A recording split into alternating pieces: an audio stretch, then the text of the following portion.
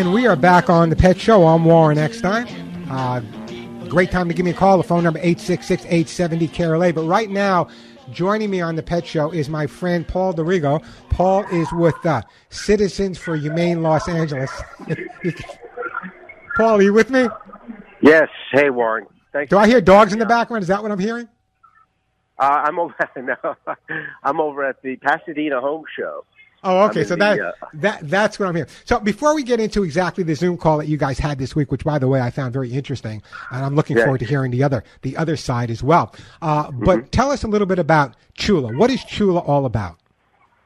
Well, Chula started about 15 years ago with Michael Bell and I, where we would hear a lot of issues from the community, and when we would take a side, and then go later we'd find out the truth and go, oh my God, that's not what happened. I'm so embarrassed. So I finally said, that's enough of that. I now say anything I post on Chula, the commitment is that I researched it and it has truth. And if not, you tell me and I'll change it, but you have to show me.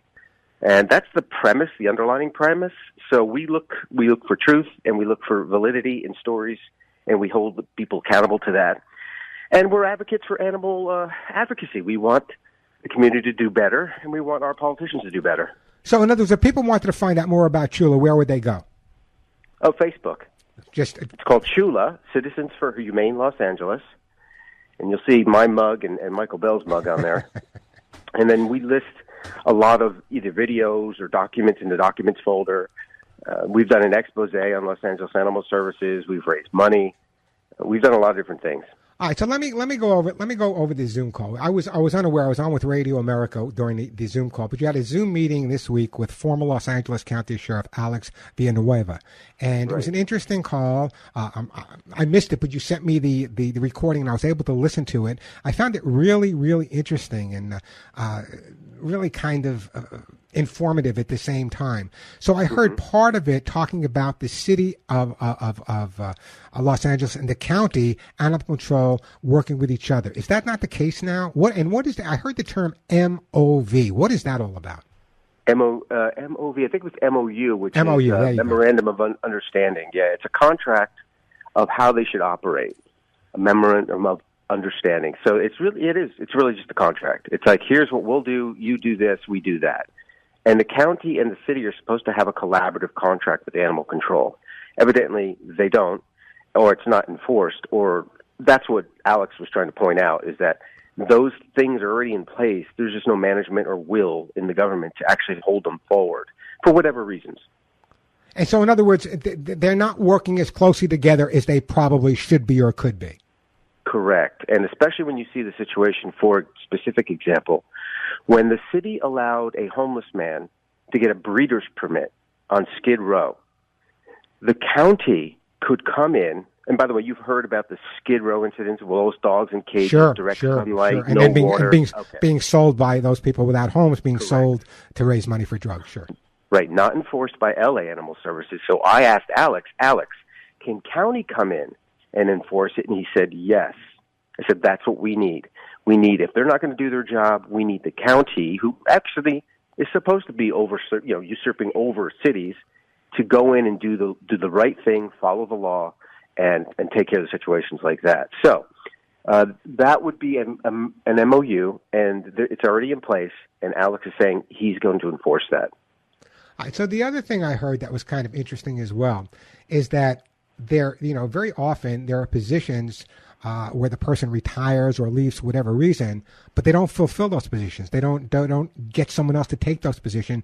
And it was salary savings. I heard the term salary savings, which I really think it's important for the listener to understand what that's all about. Yeah, in politics, there always seems to be, where can I get money to go do these other things? When we, as a citizen, vote on a budget or agree to a budget or voice our concerns about a budget, we expect that to be held true. When you take away positions, like LA Animal Services is down a ton of positions, it's already been budgeted. They already can hire them. But again, for whatever reasons, you can say management, COVID, whatever, they're not fulfilling thus the city doesn't have to pay. They can allocate that money somewhere else and be, well, sorry, we don't have people to bring in. We don't have the resources in HR to bring these people in to review their resumes. There's a big roadblock set up. I wish I could say more about the cog of politics, but that's basically, in a nutshell, how it works. Reallocating money to do other purposes with it. Now here's the canary in the coal mine. Okay. Yeah. This is the big one. I get this more than anyone. What's that? Euthanasia. We're all hoping, we all want no-kill shelters. And I've been on the board of directors for the oldest no-kill probably in the country for 30-some odd years, the Bidewee Home back on the East Coast. So incredible organization, by the way. Right. So my question is, and I found this kind of interesting, you guys actually talking about describing euthanasia levels and what the definition of no-kill really means. And I want you to spend a couple of seconds and really explain to the audience, because we hear no-kill, we're no-kill. What does no-kill really mean, and what exactly are we doing to get to that no-kill point here in Los Angeles? God, that is the question of the ages, because the name no-kill sounds like the thing, right? It's the chalice in the sky. No-kill. We're not killing animals. A no-kill is a measure of metrics, saying that if you don't kill up to over 90%, you can declare yourself a no-kill shelter. The problem with the metric and measuring it that way, dogs suddenly become aggressive. Oh, that doesn't count towards the metric. Oh, dogs suddenly become sick. Well, he's only sneezing. Well, that's sick. Sorry, you got to take him out of the metric. You euthanize him for being sick, but that doesn't go against oh, look at us. Now we have a 95%, save rate. That's the corruption, you would say, of the no-kill metric. The ideal is no adoptable dog should be euthanized. I think we can all get on board on that. Sure. Okay? I can't imagine anyone involved with animals not wanting to get on board with a 100% no-kill any healthy animals. Right. But there are the cases of the animal comes in injured or too sick, sure, and it's suffering. Sure. There's that case. I think we could all again agree. The animal comes in 2 broken legs, broken pelvis. It's going to cost $25,000. He's in pain. We can put him on meds temporarily, but this poor thing, that's probably a valid use. The aggression thing, you have 2 things here with aggression.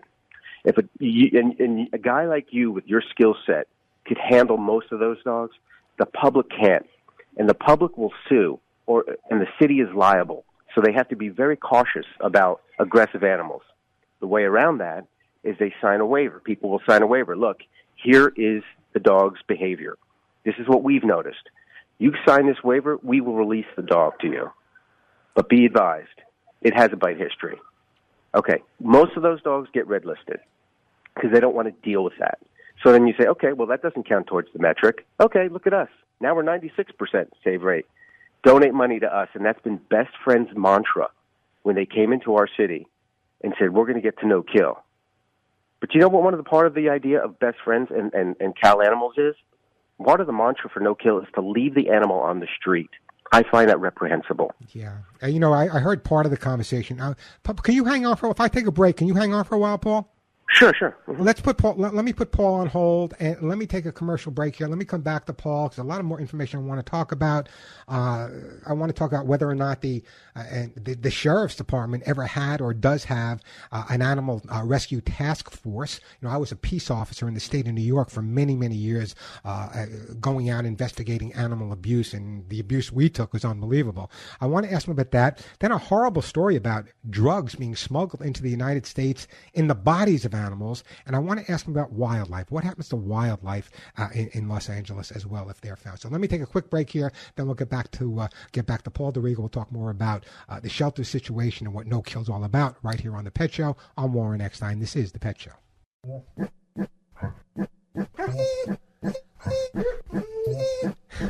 And we are back on the Pet Show. I'm Warren Eckstein. Speaking to my friend Paul Darrigo from Citizens for Humane Los Angeles. Chula, I'll give you the information on that again later. I'm so glad you're with me today, Paul, because I think there's so much information that has to come out on all sides. And this show's open to everyone who wants it. If people want to call in tomorrow, send me emails, it's open to everyone. So a couple of things I want to ask you about, okay? Number one, And I know that Alex was the sheriff for the county, and he did mention something about at one point there was or there is there such a thing as the Sheriff's Animal Rescue Task Force? There is a Los Angeles Rescue Task Force. I don't know that the county has one besides an Animal Cruelty Task Force. One would be for rescuing animals in like the gullies and ditches or mountains or in wherever that you need a special crew to go out and get, compared to investigating cases of abuse, fighting, and so forth. Yeah, in other words, I know, for example, and again, as a peace officer in New York, I was involved with breaking up many more than I want to talk about abusive situations with I don't know how you did it, Warren. I mean, I don't know if I could do it. I'd probably lose it, but that's skill set. Some people, Paul, some people say I did lose it, but anyway, the bottom line is that I would go in there and I go in and I break up these dog fights in the South Bronx, and I bring out these pit bulls with chain collars that the skin is grown, just horrible situations. And the bottom line is, very often I would work with the either whether it be the New York City Police Department, the Nassau County Police Department, Suffolk, Connecticut, wherever I was working. And very often they were really, really helpful in situations. In one specific situation, they weren't so helpful, but they were really helpful in this situation. So I'm wondering if the Sheriff's Department and the LAPD, if they do in fact work real closely with the animal organizations here in Southern California. Well, Los Angeles Animal Cruelty Task Force used to. There was an animal control officer who was assigned to the task force, but because of this defund police movement, we've lost that. So we right now can't really investigate hardcore crimes in Los Angeles without the task force. You'll have an officer maybe, and that's probably why you see more like poor rescues or people with a couple more animals over their limit getting busted or talked about. But it's really a horrid thing to understand. Now we don't have that service. I don't think, Paul. I don't think people understand the involvement and how many people are involved. They just busted one of the major players for the Department of Defense for a dogfighting ring. Oh, jeez. I posted it on my Facebook page if anyone wants to read it. This is the advisor to one of the major people at the Department of Defense just busted for a dogfighting ring. They found all the kinds of crazy stuff. So I think it's really important that shelters, everyone should work together. I mean, we try to do this, and it's always going to have this person or that person. But if you imagine if the law enforcement, the shelters, the rescues, and everyone was on the same page, how many more animals would be better off about it, Paul? Well, that's what Alex was saying, and that's what we kind of articulated back to Alex, is even out of that meeting that you heard, I didn't know about this case about the drugs coming over from the cartels with sewn inside the animals. I didn't know that. Alex didn't know that, but this lawyer presented it. I don't want to say her name, but she presented and she has cogent information and facts about that. Well, no wonder why fentanyl keeps coming over across the border. Like, how's it getting in here? Oh my God, they're literally sewing it into animals' intestines or stomachs, and then they cut them open and they leave them to die, cut open, so they can take out the drugs. Okay, well, that's good for somebody to know about. So that would be, like, to your point, a collaborative between DEA, animal cruelty, ag, and county agricultural, to investigate that. And we can make a real difference if they did collaborate with things like that. And now that it's brought out, we have to champion that point through. It's interesting, Paul, that you brought that up. And here's a situation that I was involved with that a lot of people, this might be a little much for people to hear. But prior to all this, with the fentanyl and everything, which is a horror, many years ago, I'm talking many years ago, when I first got back from overseas, there was an investigation into how heroin was getting in from southeastern countries into the United States. And what they found is that, I don't know if I want to go there. What they found in not only in human bodies but in animal bodies, they would take the blood out and embalm them with heroin and other items. And when these bodies came back to the United States, they would, whoever had they working whatever plant, would remove this and separate the drug and it would be made for street level. So this is not, the horror stories are always going to be there. But if everyone worked together, what a difference we can make. And I'm so glad, Paul, I got to move on, but I'm so glad and we're going to talk again. I'm so glad we had the opportunity. I'm so glad you invited me to listen to the conversation between you and Alex. And I want to hear the conversation between everyone involved that's running for the county. I think that's real important. But I think the information you guys got out was tremendous.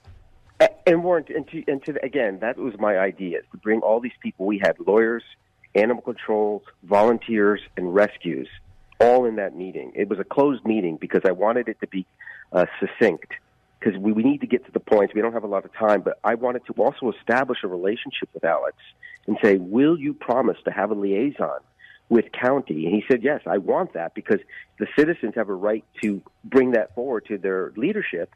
And I need that. It helps me do my job better. So let me. I only have. Go ahead. No, go ahead. No, I was going to say I only had 2 asks before we leave. If I can do that before we cut off. Yeah, go ahead. Okay. One is, I know you're buddies with Joey, and I met him at the Dodger Stadium. Can we please get an adoption event with the Kings? I'll run it by my buddy. I'll run it by Joey. I'm sure he'll do something. Okay. And everybody who's listening to the show, it's so great to hear people who are all passionate about animals.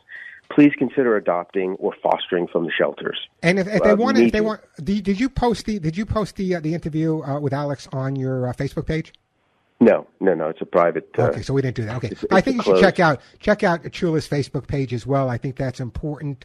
And just to end this, I hope they decide to do an adoption event with the Kings. But I got to tell you, having trained all the dogs for the Islanders, I don't. You know, and this is when the Islanders, when Jude Druin, Clark Gillies, they were all winning every single year. I was at their victory parades on Hempstead Turnpike on Long Island when they were all winning. So, but if the Kings do an adoption event and Joey's involved, you can rest assured I'll be there. Hey, Paul, thanks so much. Come on whenever. I appreciate it. Keep me posted and let me know what's going on. All right. You got it. Thank you as always, Warren. You have a great day. Take care, Paul. Great guy, really involved with working, walks the walk. Let me take a break here, then we'll get back, see if we have some time for some more calls. 866-870-KRLA, the phone number. And if you want to respond to what Paul said, you can go to my Facebook page. You can respond there, on my Instagram page, and anyone who wants to respond is more than welcome. 866-870-KRLA, the phone number. We'll be right back on Warren Next Night.